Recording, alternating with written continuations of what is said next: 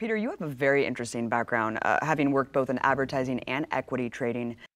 So I'm going to share my thoughts here. In brief, in order to have a capitalist system, economically speaking, there are two components that are required. You need free trade and you need free markets. We have neither in the United States. Let's talk about advertising first. What function does this industry serve in today's society? The best way to explain that is to look at the fact that our economy is based on consumption, and advertising is the arm of creating artificial demand.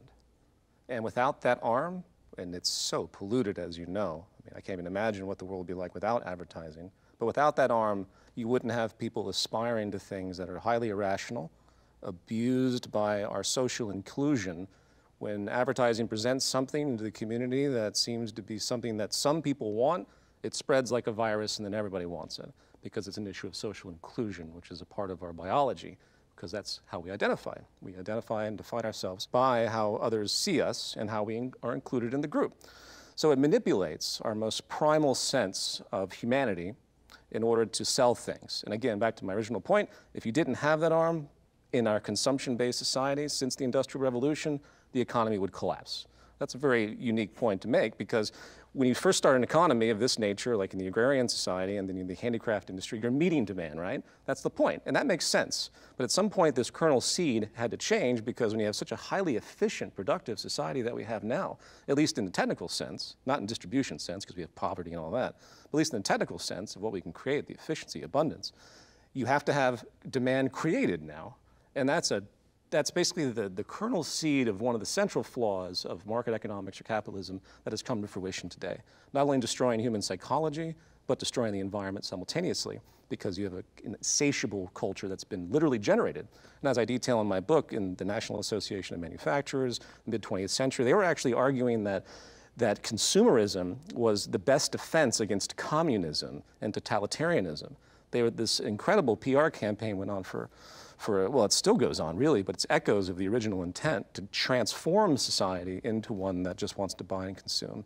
And then progress, of course, being defined by what we produce. More stuff we produce, the more you buy, the more you own. That must be progress now. In the United States, we are far from that. Everything is micromanaged by various bureaus, by various agencies.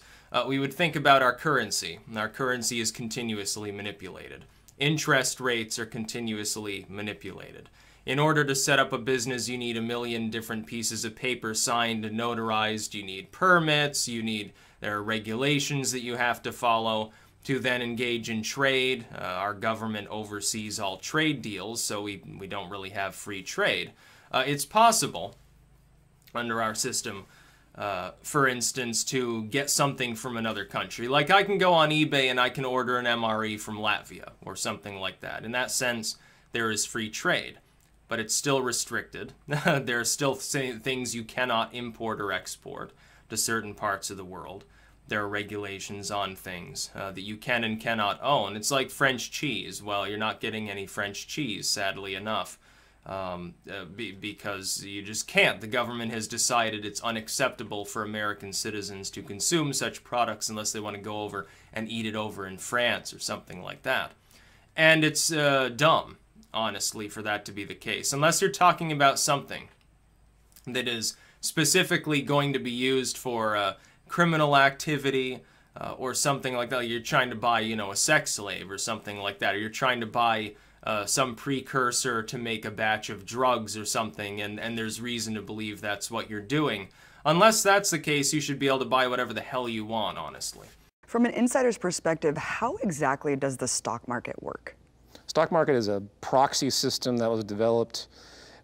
It was contrived out of the original foundation, which were a board of directors for a company. So a bunch of people each have $1 million. They get together, they invest, say 10 of them, $10 million into a company, and then they get dividends, right? That made basic sense, years ago. But someone said, you know what? I want to sell this stock, and this guy's going to buy it from me for a little bit more. I'm going to make money off of that. And then suddenly the exchange system began. And slowly but surely, the idea of selling artificial shares of nothing, effectively, became a means of making money. I call it drone warfare economics.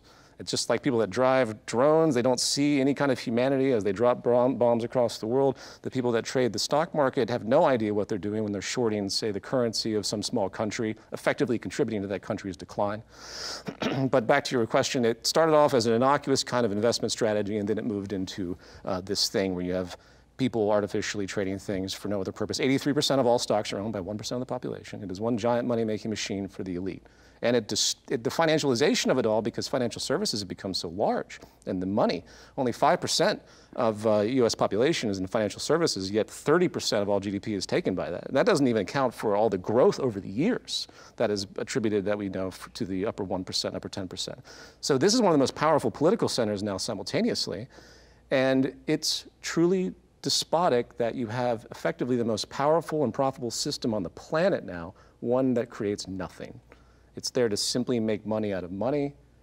So it's a cancerous disease. It's what happens in financially mature nations that have pretty much run out of the angling required to keep as maximizing profits in a given industry. So instead, they move to financialization, and it moves in all sorts of other despotic things like dead peasants insurance.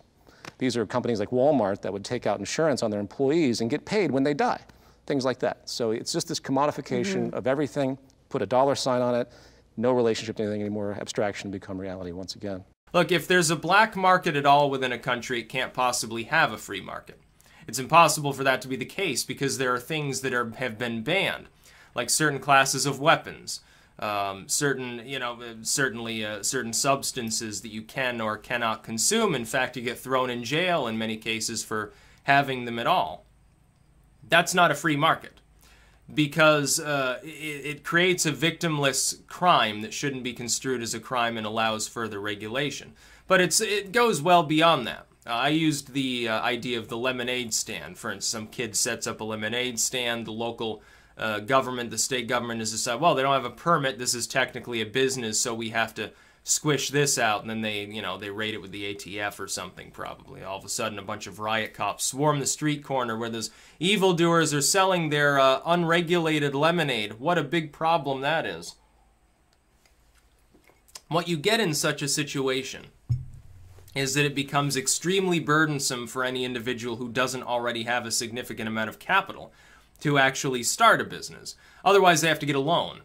In the old days, you didn't have to do that. In the old days, oh, just get a bunch of supplies, I'll set up a shack and start selling stuff. That's literally what built this country from the ground up. And a lot of people who are middle class, lower class, don't invest in Wall Street because it's just completely too abstract for them. But everyone participates in debt-based currency and the way that the currency operates. How does it make sense that there is more debt than there is currency? Good question. Mainly because of the interest that's charged. Because in capitalism, every product has to have something that makes money, that makes a profit. And then when the sale of money, which is what banks do, they create and sell money effectively. When they lower and raise interest rates, they're changing the price of what it's going to cost you to get money and a loan. And then they produce interest, obviously, and that interest doesn't exist in the money supply. So you have today about 200 trillion in debt in the world and about 80 trillion in currency. So what does that mean? It means that those that are holding the bag in the lower class are the ones that get screwed when you have economic declines. There are always going to be bankruptcies and things like that that happen in a kind of classism, the structural classism that I call it, that effectively hurts the lower class. And the fact that people don't see that either. I mean, debt goes back 5,000 years. It has been in lockstep of something else that we're familiar with called slavery.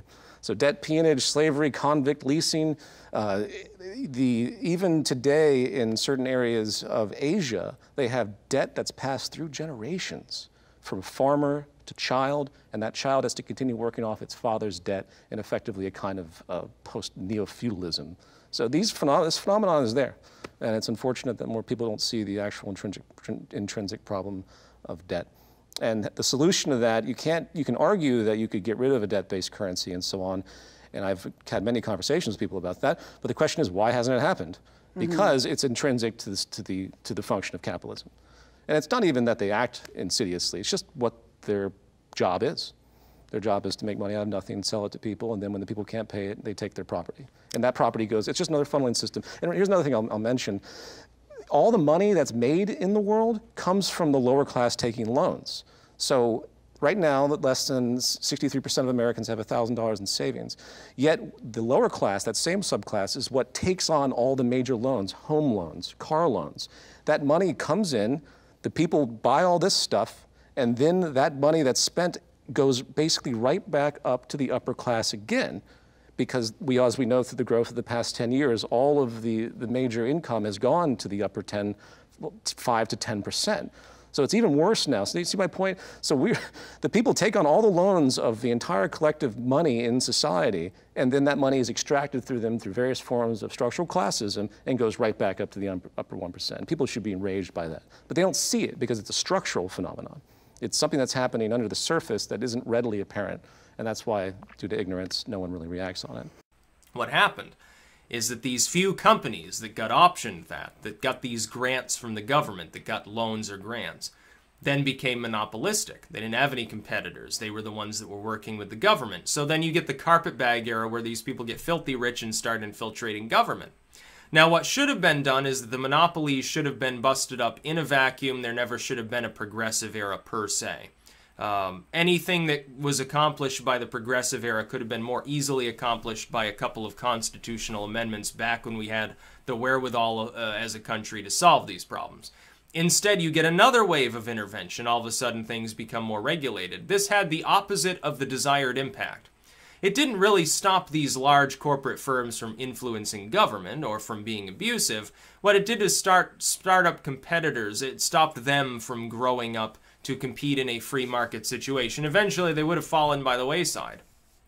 So long as the government wasn't being carpetbagged, there never would have been a problem. We have modern-day carpetbagging, too. We are in a second Gilded Age.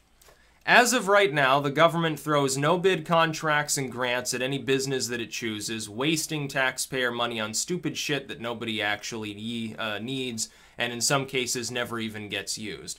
Likewise, these same very rich individuals, the top 1% of the 1% who own the most of the banks and big corporations, throw money at political races in order to buy senators and governors and things like that. It's exactly the same as the Gilded Age. The coming age may indeed bring a new progressive era. Now, we should learn from the mistakes of history. And if we didn't have this hate of capitalism among some of the younger crowd, then we could do this. We need a libertarian referendum on things. We need to return to an actual free market and focus on just bust up the monopolies. That's the solution. The free market will take care of the rest. It's what we should have done during the progressive era. Because then all of a sudden you have demand for workers. Anytime that a business is abusive, it tends to collapse because nobody will want to work for it. It'll go out of business. That's the whole point. People were robbed of that freedom during the Gilded Age because of government enabling monopolies, enabling a situation where people had no other options. It destroyed the free market. Corporatism is anathema to an actually properly functioning free market, especially when it's rolled up with trade regulations, which we now have to a substantial degree. I mean, how powerful is Wall Street in terms of controlling the political spectrum? It's very covert, but it's definitely an enormous power because the financial sector is like the polluting force that underlies everything. And it's very difficult for people to understand that the major corporations have to be in bed with these major banks. And due to financialization, they ultimately bleed over into investment banks. So much money is made by major corporations that people don't even know about, have nothing to do with goods and services. They have to do with this recycling and financialization and reinvesting and this and that. There's a whole subclass of all major corporations that reinvest everything that they've done, and they employ Wall Street to do so. Wall Street, as people have talked about since the American Revolution, the banking system has been given this privilege. I'll say it this way. There's a privilege that banks, investment banks, commercial banks, and effectively the financialization has had, and it's been unquestioned, and that's basically the control of money and artifacts that relate to money but have no intrinsic value. Again, that's why I advocate the abolition of Wall Street and the entire thing. These derivatives upon derivatives, and so we create this housing bubble, right? So the housing market, abusing of people that are in need, and basically triggering the systemic crisis that these people at the top made a fortune off of. but then contributed to public health outcomes such as 500,000 people that were died of cancer because they couldn't get treatment. And that's just the tip of the iceberg of the financial relationship to public health. What we should do is get fair trade going as well. If the government wishes to lean on other countries that impose tariffs on our goods, by imposing or threatening to impose tariffs on theirs, most of them will back down. They'll actually drop their tariffs. Things will move around more freely. That's a good thing. That's a case where the government can get involved in something for a long-term good purpose. Just like the government can bust up monopolies, that's great. That helps refresh capitalism. Trust busting is not anti-capitalist. In fact, it's required. Whenever you have businesses that become so large, they experience no meaningful competition, and they experience no meaningful reason to innovate, and they have no reason to pay workers more or hire more workers at all, then you have a lack of capitalism.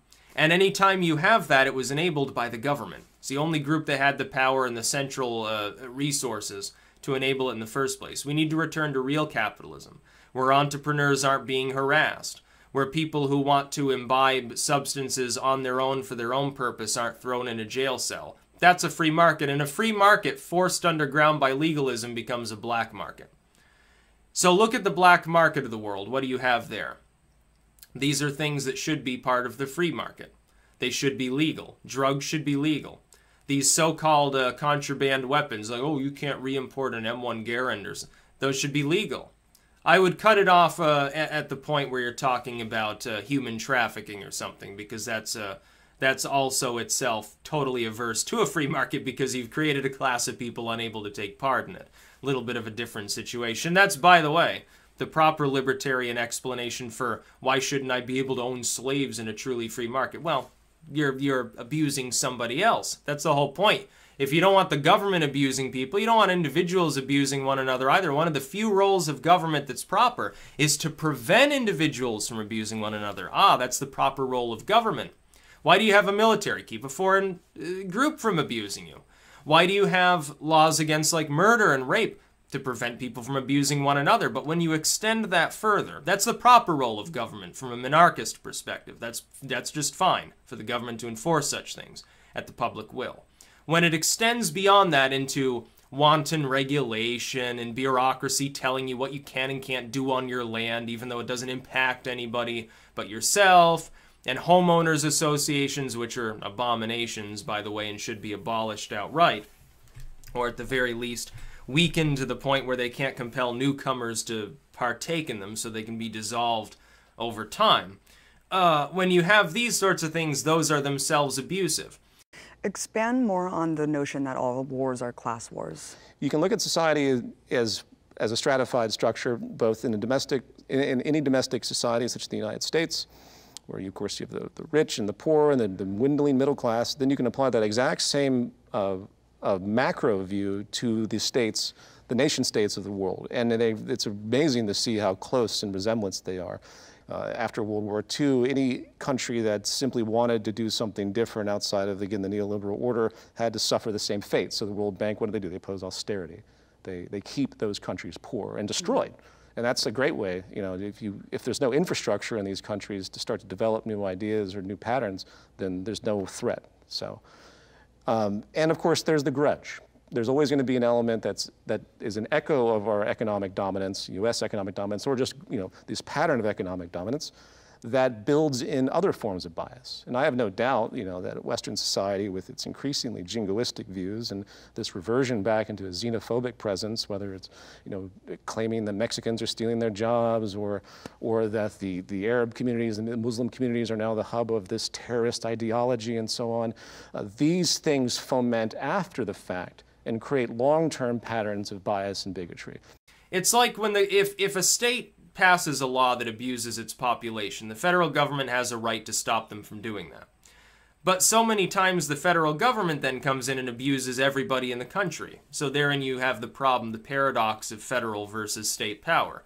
One of the few proper uses of federal power is to prevent abuse by states and cities and so forth. And typically they ignore those abuses and heap more abuses on people. That's why we've got high taxes. Any time where you're paying out 1/3 of your income to the government, sometimes more, you're not in a free market. Sorry, That money is being redistributed according to socialist planning. That's interventionism. Well, the two are not exactly 100% the same. The regulatory side's interventionist. That's anti-capitalistic in its purest essence. The socialistic redistributionist side is not inherently anti-capitalistic if it's strictly voluntary. The problem is that it's excessive. The problem isn't, oh, we're paying for schools, we're paying for a few highways and a hospital. Those aren't problems. The problem with socialized spending is that it gets bigger and bigger and bigger, because when the program doesn't work, the first inclination of the anti-capitalist authoritarians in our government is throw more money at it. We need to up taxes further because the program's not working yet. We need more money for it. We need more control, more bureaucracy, more legalism, which strangulates it. It never will turn a profit. It's a failed program. If it does work, if it is agreed upon to be a good thing, like the public education system, more or less, it was better at the state level, even if it was a socialized program. Then it worked fine. Federal level, it doesn't work so well. Then people call for more because they say, well, if government can administer this, then it can administer that, and it can administer this, and it can administer these dozen things. And that's the problem with socialism. Socialism in a vacuum, at a limited level, in the most limited degree to provide the rudimentary lattice upon which private industry can flourish, is fine.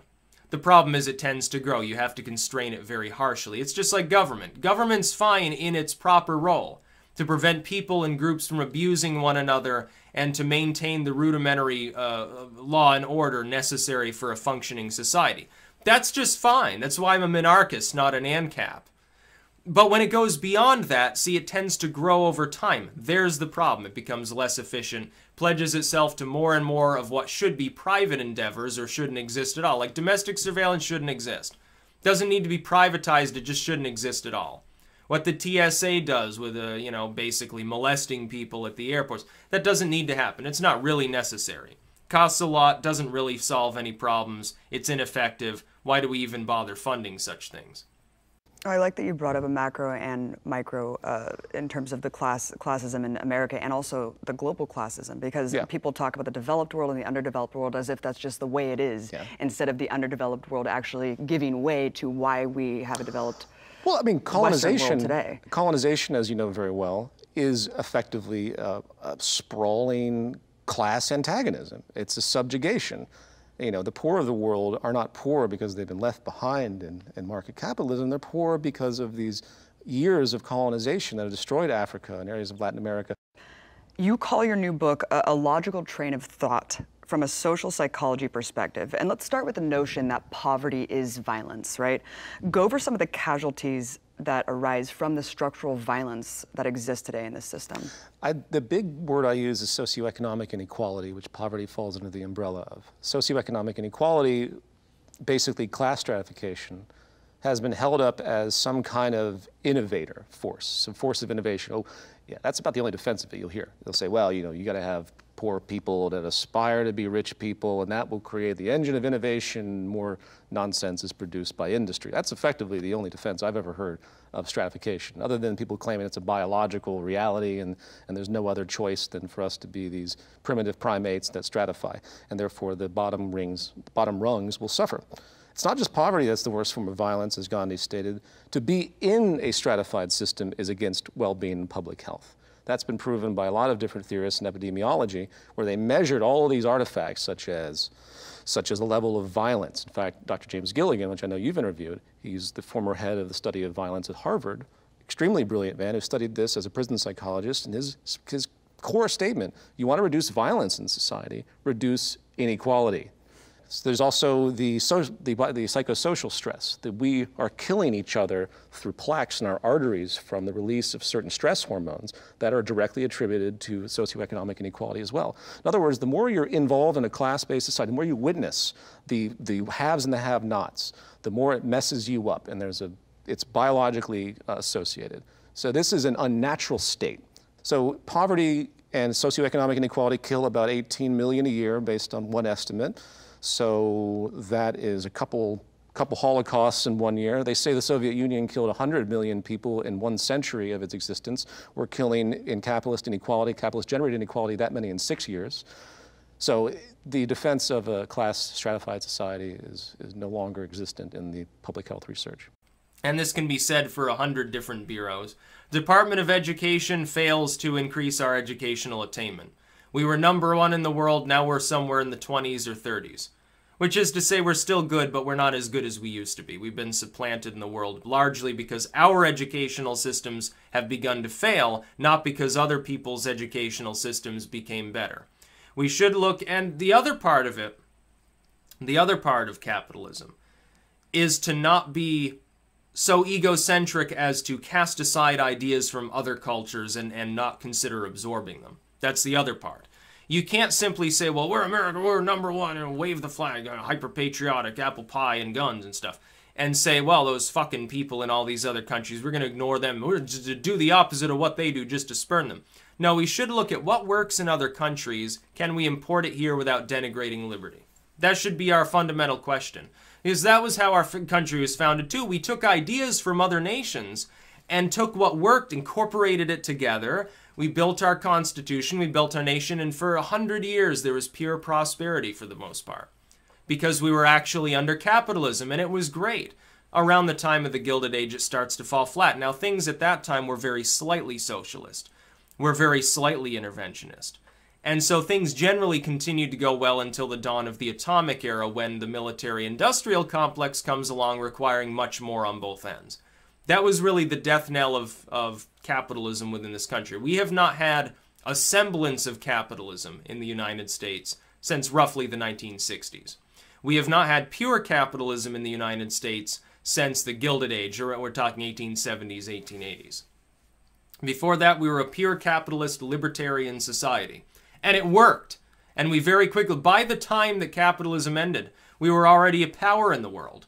We were already prosperous. We were already growing rapidly. Everyone already wanted to come here. Why do you think they wanted to come here? Because they could get ahead. Because things weren't strangulated like they were in the old world. Let's talk about the inefficiencies of the capitalist model versus the possibilities that exist today with modern technology. Paint a picture juxtaposing this crazy comparison from food to energy. Well, the greatest inefficiency would be the fact that we have poverty at all. So we talk about this advancement of society and this great productivity.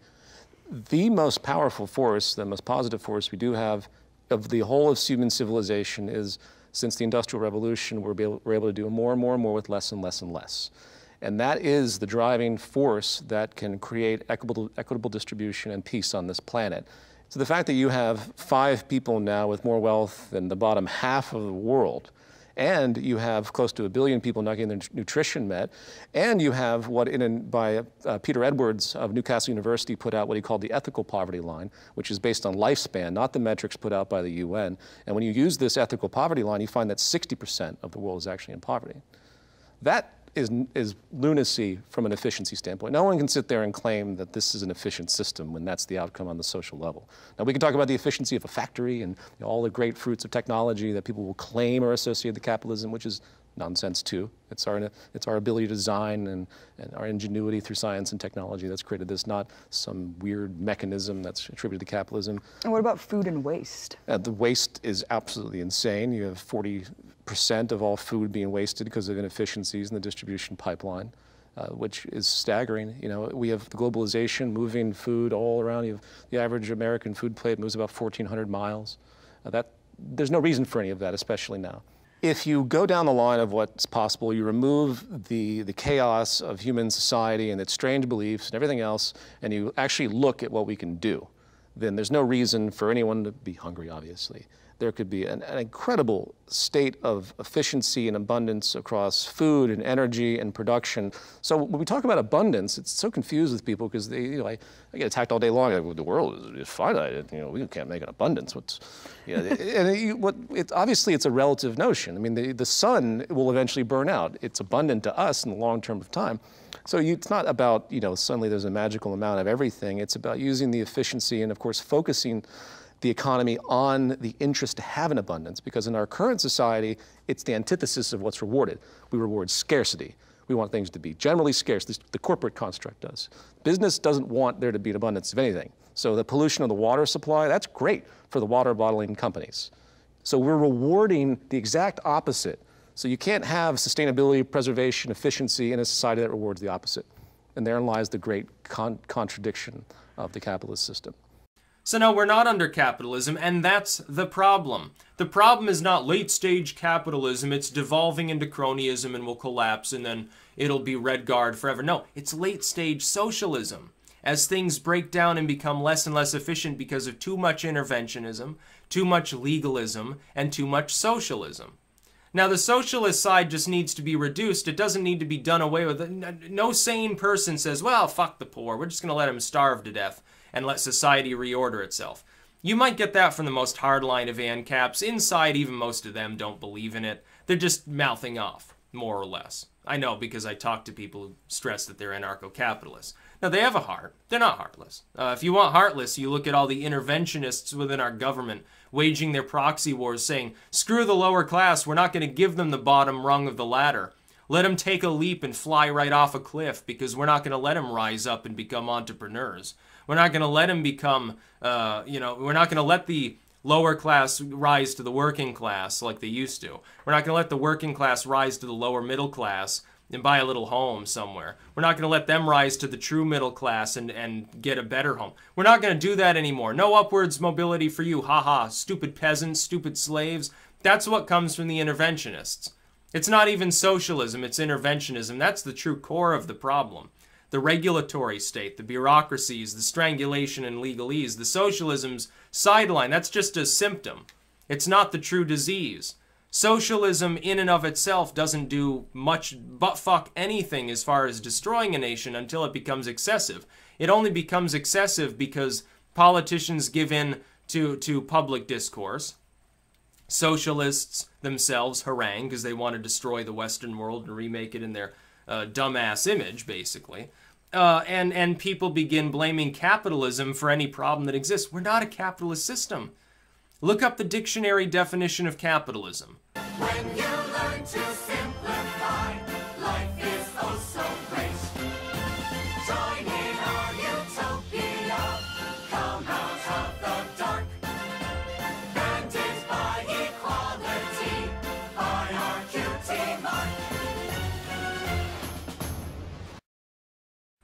That's all you have to do, and then compare it to how the US economy actually functions. It's not capitalism. It's the total absence of capitalism. We're closer to communism and central planning than we are actual free market capitalism in this country. That's the problem. That's the fundamental central problem of our time, is that we abandoned a system that worked for a mixed model similar to what China uses, of all places, that doesn't work. It can't work. It's too strangulated. So I would say, yeah, I support capitalism 100%. We haven't even had an effect. It's like when the National Socialists back in the 30s and 40s say, oh, those capitalists over in the U.S. and parts of Western Europe, they're just as bad as the communists. We already weren't under capitalism. We were under a half-assed kind of capitalistic system. Trade was already intervened in. Regulatory system already existed. Moral laws already existed. How the hell is that capitalism? How the hell is that a free market and free trade? It doesn't have any connection to it, really. It was watered down so that it was sort of the missing link between the interventionist system we have now and the actual capitalism of our first 100 years of existence. It was sort of a weird transitional period that arguably it did work. The problem is the intervention expanded because it worked. A little bit of intervention goes a long way. Unfortunately, it will always grow unless it's so severely constrained that your economy becomes non-malleable, ultimately. It no longer is capable of functioning either under stress because you've locked it down and made it so stagnant. There's another paradox. True capitalism has its pitfalls too.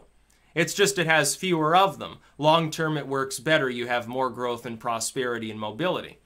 And in terms of energy, I mean, what is possible right now? I remember reading that just such a small area in like Africa could power the entire continent plus part of Europe. I mean, I do an analysis in the book that just looks at all the basic renewables, and each one of them has the capacity to create a global abundance and meet the current needs. And you put them all together in a synergy, and then make basic what's called mixed-use systems. It's a little bit technical, but we don't have any kind of systemic incorporation in our cities, not like they should be.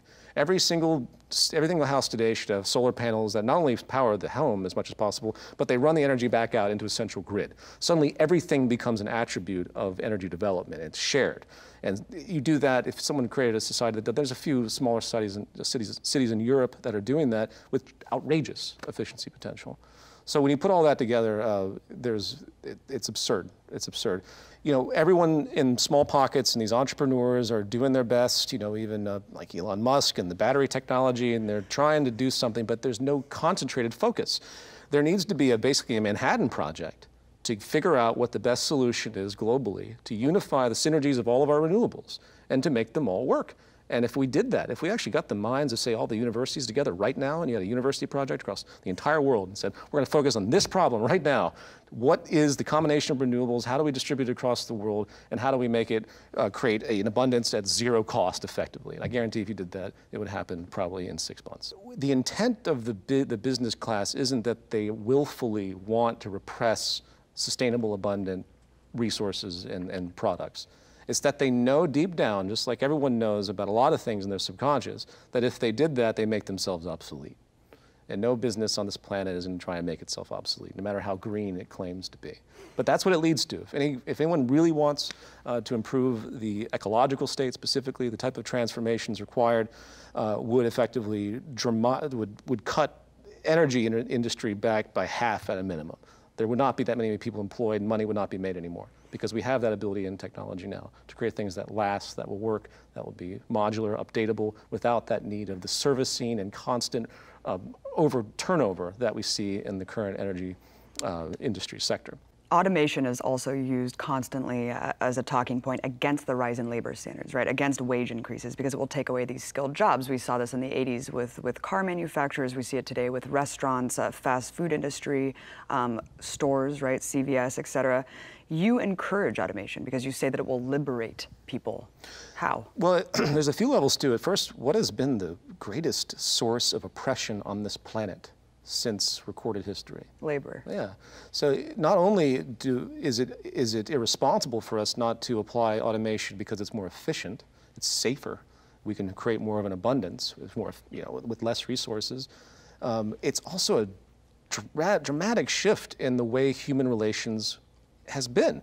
So if we can finally remove that ownership labor, that old classist duality with the use of automation, that would be profound just on that level. I mean, people say silly things too, like, well, if you increase in abundance, we'll just have overpopulation. People will keep reproducing. It's actually the opposite now.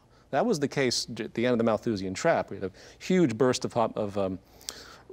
population when we found, hydrocarbons, and then the technology boomed.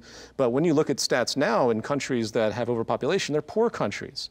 And when you have countries that actually have decent affluency, they're not reproducing rapidly anymore.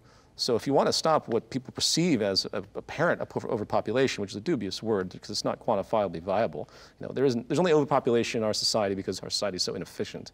It's not overpopulation because suddenly we're outdoing the resources of the planet. But if you create an equitable playing field and you meet people's needs, the population issue will not be an issue. It would completely create I can't even emphasize enough what it would do to the psychology of people to be free of that drudgery and that sense of exploitation of each other. But then again, this whole argument, by the way, just as an aside, here comes the depressive part of my little chat here. It doesn't really matter because growth will end in this world in the next 50 years. Yeah, there will be no more growth. The world will be so hyper-concentrated with people that it will only be able to grow in a qualitative sense as opposed to a quantitative sense. Right now, we've got a situation where the economy can grow because more people have been added to it. That won't happen in the future. The only progress will be technological. It'll be in terms of efficiency. This will drive a technocracy in the future if we don't destroy ourselves, which again comes with its own pitfalls. I think it's mostly a positive thing, because then technology takes on so much importance. It'll be explicitly more protected. It'll be hopefully explicitly more free market. With less censorship and stuff. Although it could fall into the hands of the corrupt, as it increasingly has. That would be the next big problem. It could spawn a worldwide civil war. You think it can't? I look forward to the future in 50, 100, sometimes 200 years.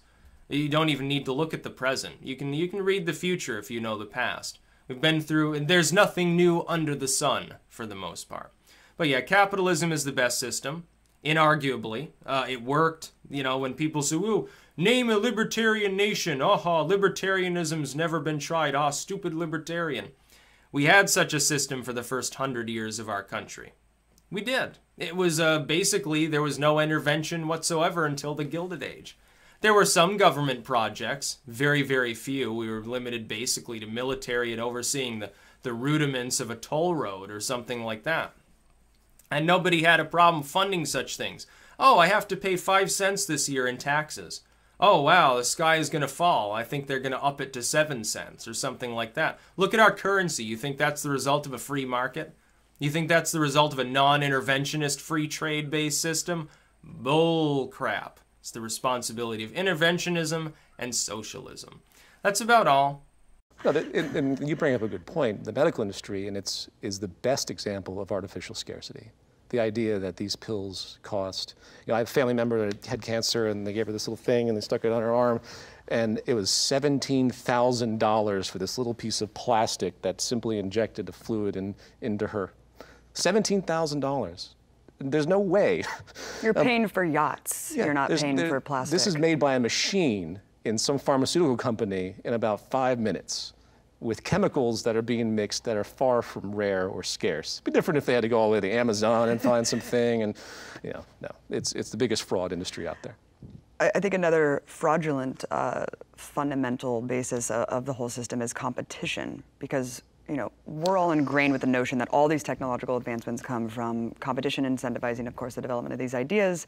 You discuss the need to move from competitive to collaborative. Yeah. Why is competition not all it's made out to be? The first problem with competition in a market system where everyone's competing for market share, meaning money, the competition becomes, the innovation that's produced is artificial. They're not trying to improve on something to meet a human need. They're trying to improve on something to sell. A healthy industrial system isn't trying to artificially create demand once again.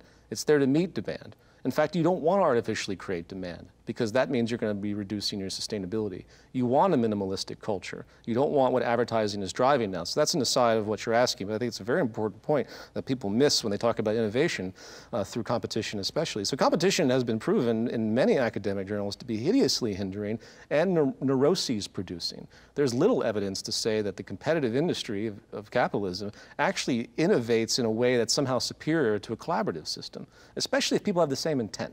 So you can imagine, you know, anyone can sit and imagine the building of something, once again, in like an open source collaborative commons, and they know what they want. They can infer what the next stage would be. It doesn't take this sort of imposition built on competitive coercion, effectively, to impose the demand upon them. So if we know what we want and we can infer the next stage of things, why do we need companies competing against each other? We can just, now we have the technology to work together. And again, it would be that much more innovative if we did that. Yeah, no, I mean, when you look at just even your childhood development, I mean, in school, people are incentivized to cheat to get ahead. And there's always going to be way more losers. And what does that do to the psychology of humanity? The general competitive neuroses and fetish. It reinforces, once again, the in-group, out-group, underlying hierarchy-enhancing tendency. Because if you have a society that believes in this type of competitive ethic, if you have a society that says winners and losers are a part of this system and I want to be a winner, then suddenly you can justify walking over homeless people in the street. You can justify the bombing of this or that country. You can justify just about anything that hurts another human being under the guise that it's just the competitive nature of our world. You have to break it. And the only way to break it is to start with root changes in what started all of this, which is effectively the economic perception, the perception of your survival in your group. And if you change that, then you'll be able to slowly morph society back into what was really a pre-Neolithic kind of worldview, which was all based on community, gift giving. If you look, 99% of human society existed without money and markets. A lot of people forget that too. So this isn't some inevitability of the way we live. What is the silver bullet that can possibly transform this negative trajectory that we're on? And that is structural change of the economy. Morality is not going to do it. Our free will is not going to do it. Our rational sense is not going to do it in and of itself because we are so inhibited and dominated by the structural psychology generated from our social system. That's the end of the video, and just a thought from me to close it all out. I agree with Peter's positions and proposals. What I think about the capitalist argument about capitalism is it's a free-for-all market of economics versus ethics. ANCAPs, minarchism is one step away from them, make an economic argument, and when the system operates naturally with competition competing with economic interests being both the driving factor and the goal of the system instead of ethical impetus, resulting in competitors actively trying to beat their competition, and when the method of determining who wins is economical, which allows them to act unethically, only then do the ANCAPs care about morals in their economics by injecting the non-aggression principle into it. They claim their system is superior because it allows for a free-for-all market, and it is moral because of their externally applied morality system. When they are in favor of competing to produce winners and losers of a society and injecting an arbitrary moral rule whenever they are faced with competition they don't like. Sophistry, basically. It is not an internally consistent ideology.